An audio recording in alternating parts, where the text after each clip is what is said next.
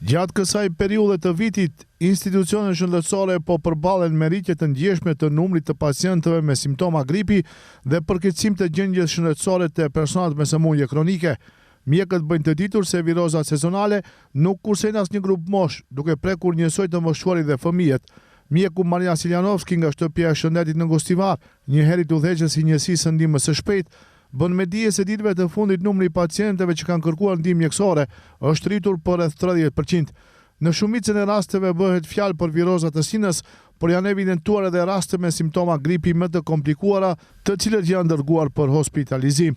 Sekkoja godina u ovaj period, znači zabeležujeme zgolемена brojka na Gati çdo vit në këtë periudhë evidentojmë numër të shtuar të pacientëve me simptoma gripi dhe përkeqësim të gjendjes shëndetësore në përgjithësi tek pacientët me sëmundje kronike. Në të shumtën e rasteve këto pacientë përfundojnë në spital. Viroza nuk kursen asnjë grup mosh, kështu që rrezikut i nënshtrohen si të moshuarit ashtu edhe fëmijët. Dua të them se ditëve të fundit numri i pacientëve që kërkojnë ndihmë mjekësore është rritur për 30%.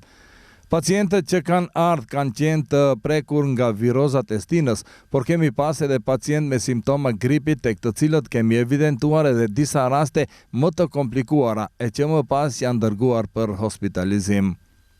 Siljanovski sqaron se gjatë ditëve të javës numri i pacientëve është më i ulët, ndërsa gjatë fundjavave, sidomos në periudhë festash, fluksi rritet ndjeshëm. Aktualisht, gjatë ditëve të zakonshme kontrollohen rreth 100 pacientë në ditë, ndërsa gjatë vikendeve ky numër arrin deri në 250 pacientë për 24 orë. Sipas tij, bëhet fjalë për një situatë normale për këtë periudhë të vitit dhe se institucionet shëndetësore janë të përgatitura me terapinë e nevojshme, duke ndjekur rekomandimet e Ministrisë së Shëndetësisë.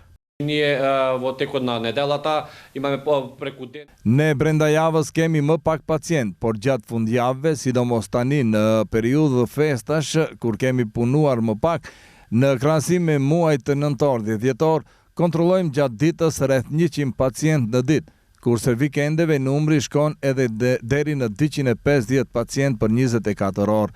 Realisht gripi pritet të arrijë kulmin pas 2 javëve. Është një situatë normale për këtë periudhë të vitit. Jemi të përgatitur me terapi dhe u përmbahemi rekomandimeve të Ministrisë së Shëndetësisë. Si mas parandaluese, mjekët rekomandojnë që pacientët me sëmundje kronike të respektojnë në kohë terapinë e caktuar, ndërsa të rinj të konsumojnë më shumë vitamina, lëngje dhe pije të ngrohta.